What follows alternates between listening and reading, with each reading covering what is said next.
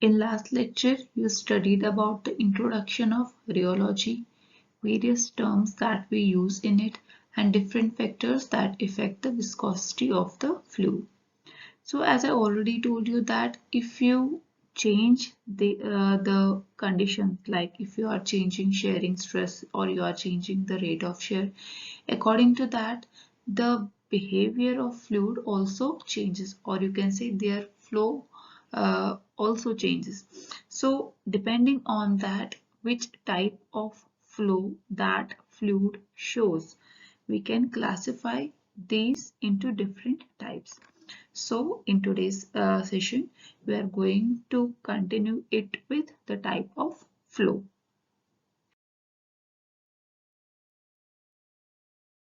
Flow. Basically, in this, there are two types of flows. First is Newtonian flow, and second one is non-Newtonian flow. The non-Newtonian flow is further classified into three types, that is plastic, pseudoplastic, and dilatant. As I already told you that Isaac Newton was the first scientist who studied the flow property of the fluid, and he told that shear rate is directly proportional to the shearing stress, that is F is equal to eta G. F is shearing stress, G is shear rate, and eta is the coefficient of viscosity. Thus, the fluids that obey this law, that follow this equation, are known as Newtonian fluids, and the flow behavior of these fluids is known as Newtonian flow. This can be also explained on the basis of this graph. If you plot a graph between shear stress and shear rate, then you will find that a straight line is obtained here which passes through the origin. Now I have written an equation here, F is equal to eta G. If you rearrange this equation, it will be G is equal to 1 by eta F. Again, G is shear rate and F is shearing stress. And 1 by eta, that is the reciprocal of viscosity, it is known as the fluidity. You can correlate this equation with the linear line equation, that is y is equal to mx plus c. As shear stress is written on x-axis, then you can put value of x as f, and shear rate is written on y-axis. So you can write it. So you can replace the value of y with g, and the value of m gives the value of slope. So in this the value of m can be replaced by value of 1 by eta. That means if you plot shear stress value on x-axis, shear rate value on y-axis, a straight line is obtained. From that straight line you can find out the value of slope, and that value of slope will give you the value of fluidity. Then if you inverse the value of fluidity, from which you can get the value of viscosity. That means in this rheogram, slope gives the value of fluidity. That then from that fluidity value, you can find out value of viscosity. Now, yes, you also see that this line is passing through the origin. Thus, we can say that the value of intercept in this case is 0. So, the equation is G is equal to 1 by eta into F plus 0. Now, we can also find from this graph that here in this graph, as the straight line is obtained. So if you calculate the value of slope at any point, the value of slope will be same. That is the at throughout whole graph, the value of slope will remain constant. As the value of slope will remain constant, that means the value of fluidity will remain constant, which will further denote that the value of viscosity remains constant. That means if we increase the shear stress, there will be an increase in shear rate. But if we consider viscosity, the viscosity will remain same. There will be no change in the value of viscosity. Thus, in case of Newtonian fluids, if you increase shearing stress, if you increase force, only shear rate will increase, but the viscosity of the fluid will remain constant. So these type of fluids are known as Newtonian fluids. The example of Newtonian fluid is water. You have seen in case of water, if you increase force, if you increase shearing stress, only the movement will increase, shear rate will increase, but the viscosity of water will remain constant throughout. Similarly, in case of chloroform, oils, ethyl alcohol, the viscosity has remained constant. There is no effect of shearing stress on the value of viscosity. So those fluids that obey this law are known as Newtonian fluids.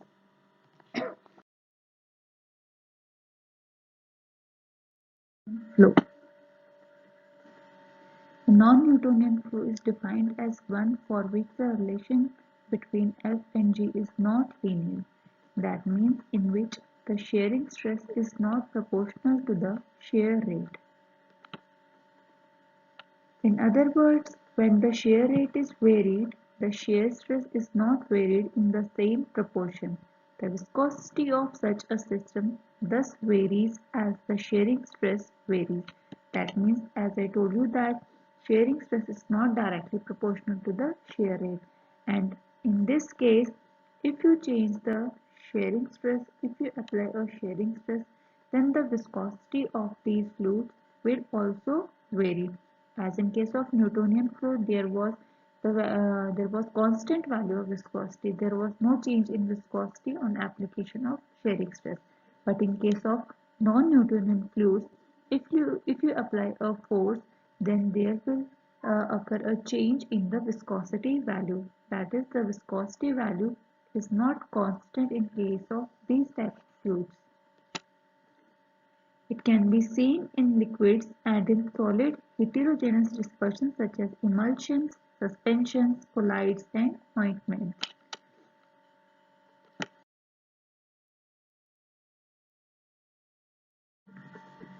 It is associated with flocculated particles or concentrated suspension, that is, plastic fluids exhibited by concentrated suspensions, particularly if the continuous phase is of high viscosity or if the particles are flocculated. In this type of flow, curve does not pass through the origin. The substance behaves initially elastic body and it fails to flow when less amount of stress is applied. That means कि इस graph में भी जैसे आप देख सकते हो initially क्या हो रहा है कि there is not a proportionality between shear rate and shear stress.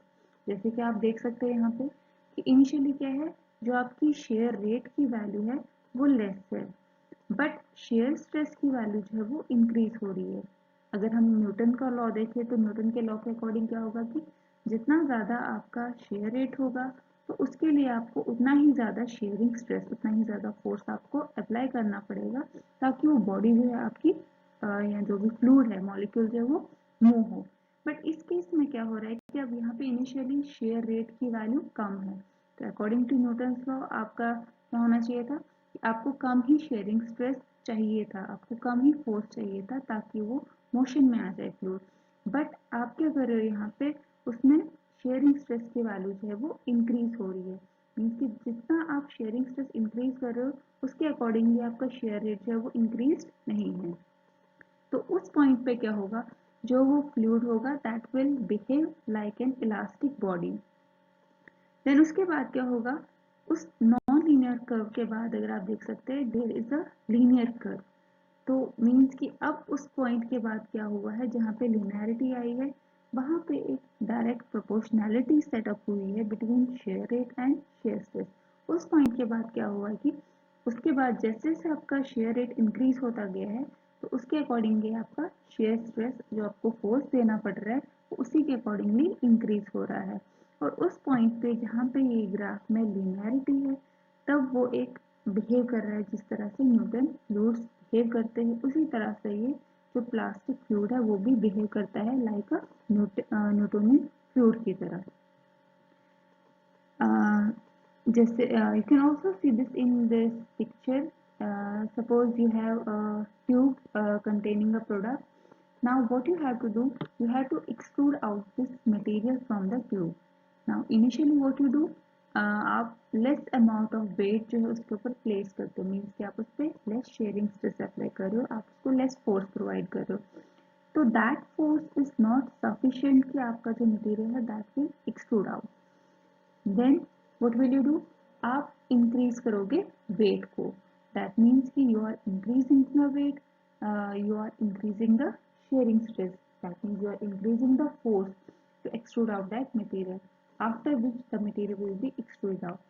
तो सिमिलरली जैसे इसमें अब क्या है कि जहाँ पे आपने लेस वेट यूज किया है वो आपका क्या है, जो आपका नॉन लीनियर पोर्शन है, जहाँ पे आप वेट को आपने अप्लाई किया है बट जो आपका फ्लूइड है that is not in motion.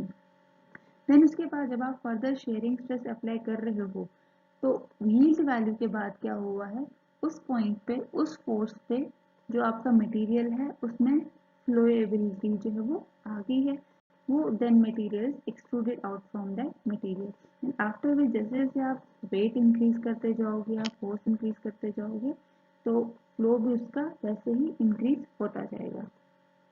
Second thing that is seen in this graph that is the yield value. अब जैसे आप यहाँ पे देख रहे हैं कि यहाँ पे एक लीनियर कर्व जो है, जो लीनियर पोर्शन है आपका, अगर आप इस लीनियर कर्व को एक्स्ट्रा प्लॉट कर रहे हो एक्स एक्सिस की तरफ, then this extrapolated graph will meet at a point on X axis, the point where it intersects the x-axis, that point is known as yield value.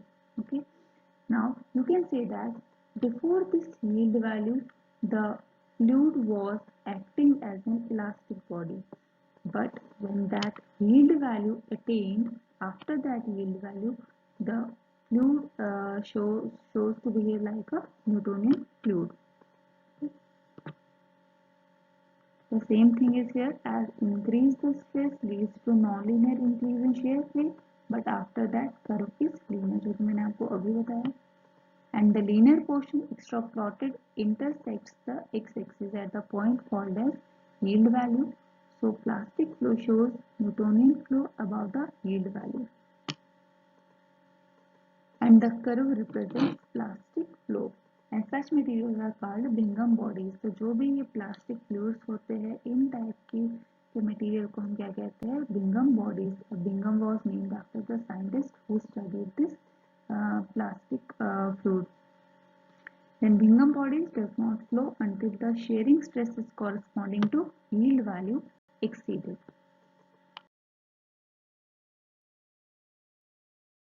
Here is the mechanism of these plastic fluids.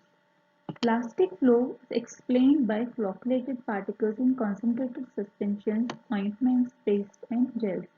See, in this picture you can see that initially the particles are in flocculated form. That means there is a certain amount of cohesive energy in these particles. When you apply a shearing stress initially, that shearing stress, that force is not able to overcome this cohesive force. When you further increase the shearing stress, when you further increase the force, then at a certain point, at a certain force, these cohesive forces will break down. That means that force will overcome the cohesive force that is present in these flocculated particles. And this point is known as yield value. And after this, when you further increase the force, then the particle will move freely and and is able to flow. So when shearing stress apply on flocculated particle, the contacts are broken and yield value is reached. Yield value is the indication of breakdown of contact, so particles behave individually. After getting yield value, the increase in stress, that is F minus F. Capital F is shearing stress and small f represents yield value. Increases in rate of shear.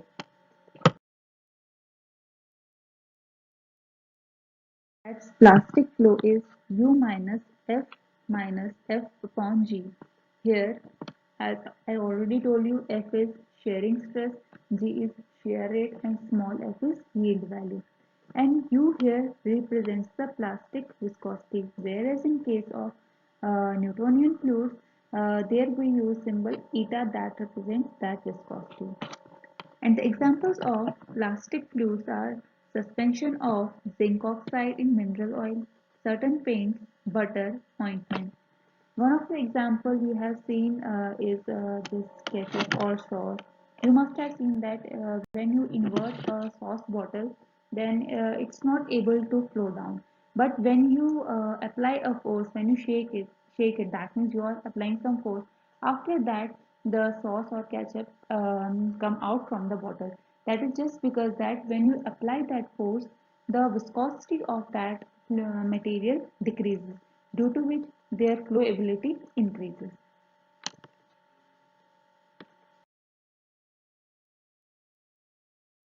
For today, in next lecture, we will continue with the non-Newtonian flow.